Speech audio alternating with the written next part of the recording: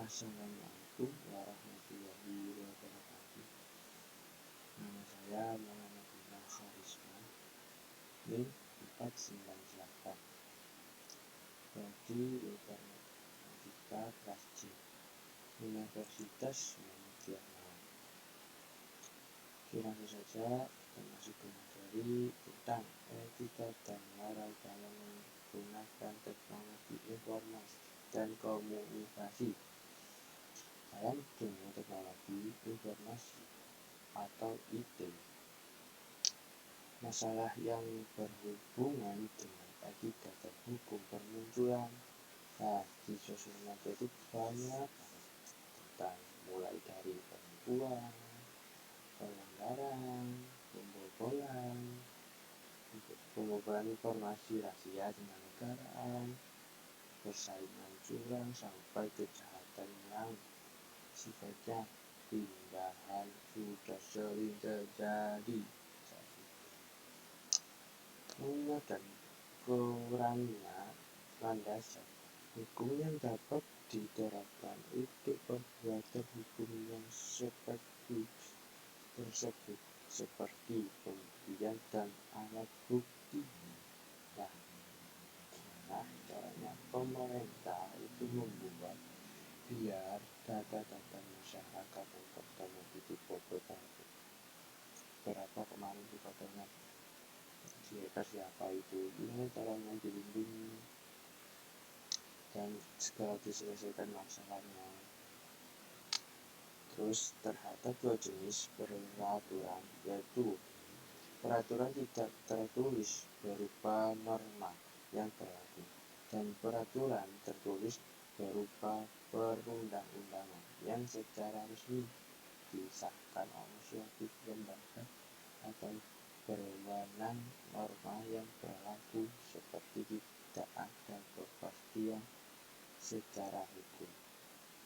Namun masyarakat yang dapat menilai apakah perilaku seseorang sesuai dengan norma atau tidak. Dalam teknologi informasi terdapat norma yang membatasi seseorang dalam menghadapi teknologi ini,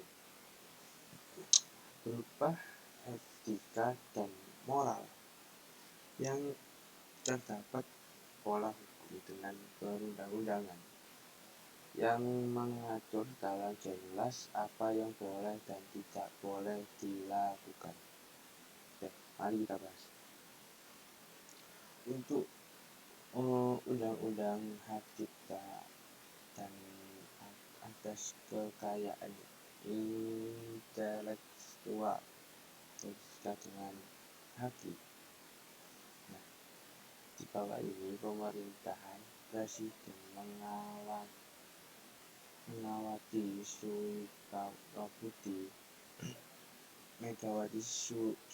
Putri telah disahkan dua buah undang-undang, yaitu tentang paten dan merawat pada tahun 2001 yang telah diselesaikan pada tanggal 1 Agustus 2001. Kemudian pada tanggal 29 Juli 2002 kembali disahkan undang-undang tersebut. Dalam Indonesia sudah dilindungi tentang masalah hak cipta kita itu, karena kan menciptakan sebuah karya itu gak semudah menciptakan sebuah omongan. Soalnya karya itu harus dipikir dengan baik dan bagaimana karya kita bermanfaat bagi masyarakat dan sekitarnya. Langsung saja, etika dan teknologi dan menghargai karya orang. Teknologi informatika erat kaitan dengan teknologi komputer sebagai perangkat keras, hardware, dan program aplikasi sebagai perangkat lunak. Keduanya berkembang begitu pesat.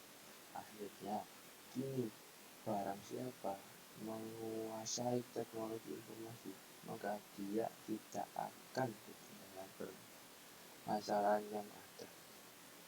Nah, kita gimana caranya untuk baca tentang informasi tentang kemajuan online kita. Nah, di satu sisi kebutuhan akan sistem komputer terus bertambah. Yang tersebut merosot sebagai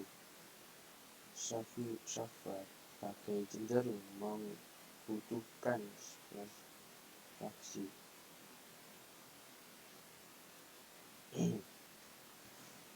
Oh iya, agak enak badan.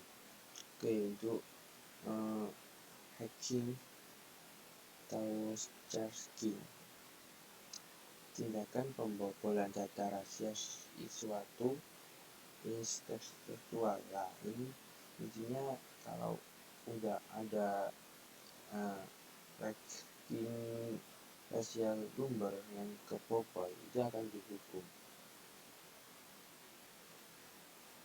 Terus pembajakan. Nah, mengutip atau menduplikasi suatu produk, misalkan program komputer, kemudian menggunakan dalam penyebaran tanpa izin atau lisensi dari pemegang hak cipta merupakan pembagian dan masukan teknologi kriminal. Seperti contoh, ketika seorang menduplikasikan programnya, kemudian diinstalasikan tanpa pembeli lisensi yang sah, walaupun memang harganya lisensinya program tersebut tidak terlalu mahal. Untuk ukuran rata-ratanya mendapatkan per kapita di Indonesia. Namun apabila tindakan tersebut dituntut oleh pemegang hak cipta, maka pelaku membacakan yang dalam posisi lemah akan dikenakan sanksi dan konsekuensi sesuai hukum yang berlaku. Kayak gini lah. Gimana sih rasanya kita membuat kayak kita itu tidak capek-capek berpikir membuat karya sebuah lagu lah, contoh sebuah lagu kita udah semaksimal untuk membaiki lagu itu, terus tiba-tiba ada orang yang ngambil lagu kita tanpa izin kita. Gimana rasanya? Sakit emang ya, tidak semudah itu soalnya, terkecuali mau izin cover gitu. Hargailah karya orang, karena membuat karya itu gak semudah kayak kita membuat membuat harapan yang palsu. Oke, lanjut. Browsing situs-situs yang tidak sesuai dengan moral dan etika kita. Nah, membuka situs dewasa bagi orang yang belum layak merupakan tindakan yang tidak sesuai dengan norma dan etika. Nah, teknologi internet ini yang dapat memberikan informasi tanpa batas, bro. Tapi jangan sampai kita salah gunakan untuk melihat yang tidak bisa kita ambil oleh kebaikannya. Oke, langsung ya, untuk menghadapi masalah seperti suka lihat itu yang nggak dilarang oleh agama dan yang buat merusak otak, itu sebaiknya kita benar-benar mencari. Nah, tergantung kita sendiri sih sebagai pengguna yang harus pintar-pintar mengatur pengeluaran disesuaikan dengan kebutuhan. Nah, jika kita butuh kayak contoh, kita ini punya laptop atau HP, kita ingin nonton YouTube buat lihat channel siapa gitu yang kasih yang lucu, itu gak apa-apa, tapi kalau kita lihat yang video yang situ, kayaknya sih mohon janganlah, soalnya merusak ke otak dan masyarakat kita. Oke, langsung apa ya, nah intinya cara jalan keluarnya untuk mengatasi kebiasaan yang pernah yang pernah kita lihat, yang nggak tahu sih benar apa enggak ya, yang orang yang udah biasa, tolong udah diselesaikan lah, udah diberhentiin tobat, karena kan itu satu nggak usah pemikiran, terus cenderung ke itu terus ya, kayak nggak gimana gitu, intinya itu sangat-sangat tidak baik untuk hidup kita.